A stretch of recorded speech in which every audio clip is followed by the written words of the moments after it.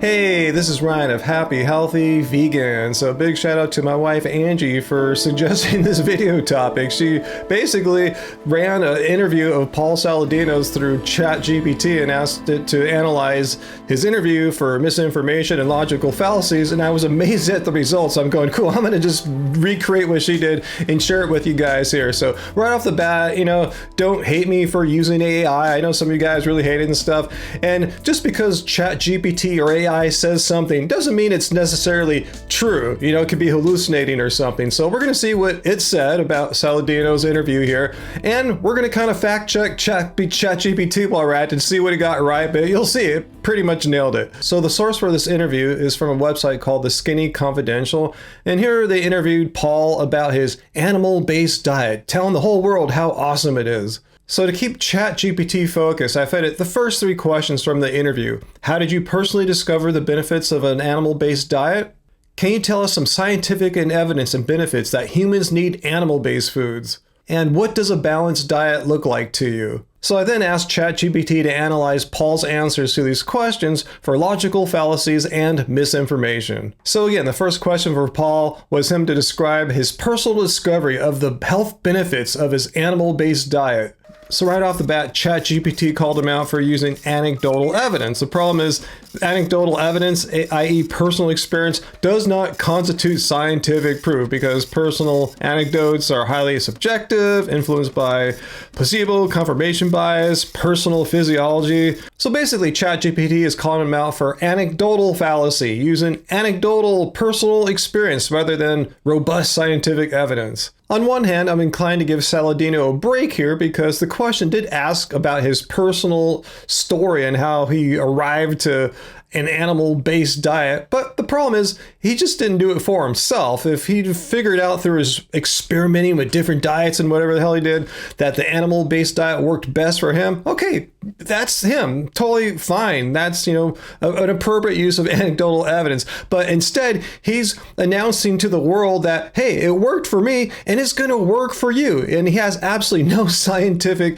confirmation about that. So ChatGPT is right and wrong, but, we'll let him off on this one. All right, so now Paul starts getting into more trouble here when Paul says there are 0 nutrients essential for human health found only in plants, but there are many found only in animals. The problem is this sets up an artificial either or choice between plant and animal foods. And AI got it right here. It says, in reality, humans can obtain necessary nutrients from a variety of sources, both animal and plant-based. And like plant foods are just like eating rocks. Example, vitamin C is much more abundant in plants. So ChatGPT totally nailed him here, setting up a false dichotomy. It's like an either or.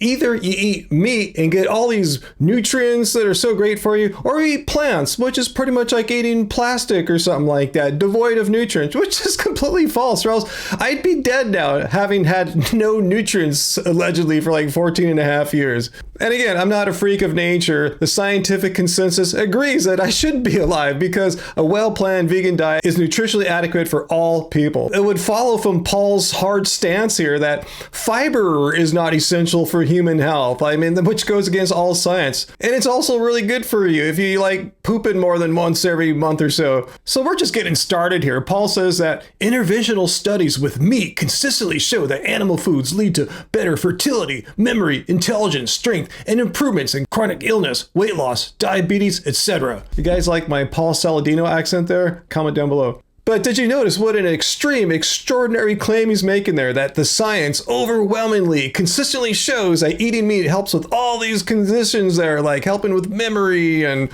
diabetes and weight loss? So overgeneralization and cherry picking, yes, 100%. When he says that the science is consistently showing that animal foods are better and all this stuff, well, it's not accurate because it's not consistent, as we'll see, and as ChatGPT points out, nutrition science is extremely complex, and studies often show mixed results.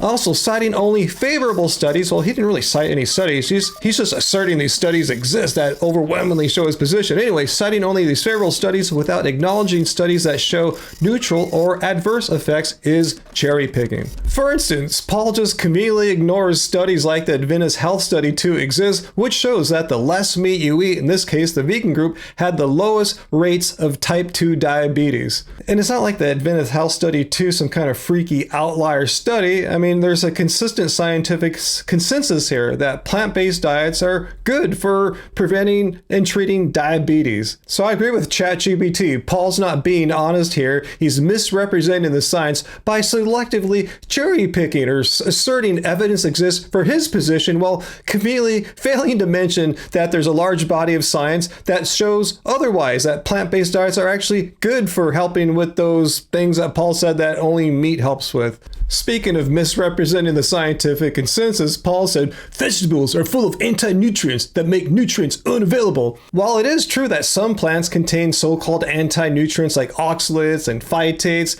Paul is misrepresenting such plants by saying that there's pretty much no nutrients in them and they're actually negative anti-nutrients for you. And this is a complete misrepresentation of how reality works. Let me show you what Harvard T.H. Chan School of Public Health says about anti-nutrients. And they say many anti-nutrients like phytates, lectins can be removed or deactivated by soaking, sprouting, or boiling the food before eating. Meaning if you cook your food, if you boil your food, the anti-nutrients are deactivated. Like tell me, Paul, who in their right mind eats a raw legume, a raw bean? They're hard, they're unedible. So your point is complete shit. So not only is Paul intentionally misrepresenting the scientific consensus, he's in effect created a straw man fallacy, trying to weaken a plant-based diet in order to make it more easily attackable. Paul continues on, our human ancestors did not seek a balanced diet. They sought the most nutrient-rich foods they could find. Like, how the hell did you know that? Is this some kind of archaeological fact or are you just making shit up? Inevitably, this led them to seek animal foods like meat and organs. And once again, ChatGPT nails Paul on this lame appeal to nature fallacy. And here's the problem. Just because something is quote-unquote natural or was done in the past, even by our ancestors, does not automatically make it better for modern health. For example, many ancient diets were driven by scarcity, not choice. You hear that, Paul? He's assuming that people chose intentionally to eat the most nutrient-dense foods. And that's great if you have abundance, but if you're just trying to survive and not die, you're going to eat what's available to you. Fact is, today in 2025, I and pretty much anyone able to watch or listen to me right now does have a choice. And I choose not to consume animal products because I'm against animal cruelty and exploitation. And furthermore, I can do it in a healthy way. Not because I made up some kind of bullshit diet that I'm trying to sell to the internet here. It's because that's what the scientific consensus says about a well-planned vegan diet. And then Paul goes on to plug his own product line. Desiccated organ supplements from Heart and Soil offer a convenient alternative. Well, the problem is the interviewee, Paul, is promoting his own supplement line, meaning the financial incentives of you going to his website and buying all these supplements that I don't know why you would need them because eating meat and organs is the most nutrient-dense diet. I don't know why you need a supplement. Anyway, you giving him money can easily influence what he's saying about what is great to eat and what is healthy. Liver is the most nutrient-dense food on the planet. So ChatGPT nails it again, calling him out for unsubstantiated health claims. The problem about his claim about liver there is, while it is very nutrient dense, calling it the most nutrient dense food that exists ignores the fact that nutrient density depends on which nutrients are prioritized. For example, kale is extremely nutrient dense in certain vitamins and minerals that are not abundant in liver. Meaning there's just like not the nutrient or something like that, which Paul seems to be asserting. It depends which one is prioritized. So obviously he's biased. He's prioritizing the ones in his products and ignoring that kale is super kick-ass nutrient dense, but not in the nutrients that he likes. About 2 million years ago, we saw an increase in human brain growth size, and this aligns exactly with when we began hunting and eating meat and organs. So this is evolutionary fallacy. The problem, correlation does not imply causation. Also, the evolutionary environment is drastically different from our current modern environment. Evolutionary advantages then do not directly translate into optimal modern health practices. So ChatGPT saying the fallacy is called post hoc ergo propter hoc, which I've never heard of. It says assuming that because one thing followed the other, it was caused by it. And so in Paul's case, he's asserting that humans discovered hunting and eating meat and organs, which later caused brain sizes to increase. He's assuming there is a direct causal effect between meat eating and brain size. And again, he's conveniently ignoring science that contradicts his position. There's a growing body of research that has some compelling arguments showing that it was not meat and organ eating, it was carbohydrate consumption, particularly in the form of starches. I was critical for the accelerated expansion of the human brain over the last million years. I'm really starting to wonder if Paul's really an animal-based diet person. I think he's a fruitarian because he's engaged in so much cherry picking. That's the only logical explanation for this. So here's a summary of the main problems that ChatGPT found, and I agree with most of them. He has a heavy reliance on his personal anecdotes over actual scientific consensus. And when he does try to present science, he's guilty of cherry-picking evidence and over-generalizing complex nutrition science. He has a commercial bias in pushing his own supplements.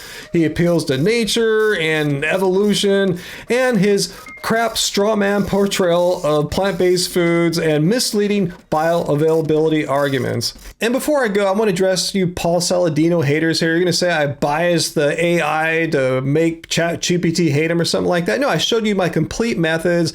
I showed ChatGPT that interview, just fed the first 3 questions and asked simply, just objectively, to ask ChatGPT to look for misinformation and or logical fallacies. And this is what happened. So don't hate me. I'm just the messenger here.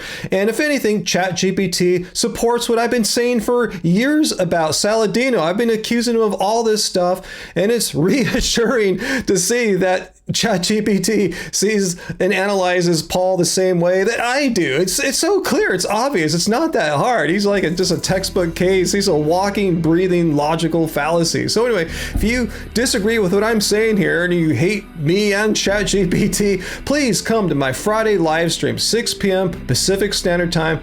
Try to be civil and we could probably have a conversation. For the rest of you guys, I'll see you guys there Friday. And if you haven't already, please hit like, subscribe to our channel, and hit the notification bell to be notified when all our various kinds of content come out from both me and Angie. So I'll see you guys Friday. And remember, until then, doesn't suck being vegan.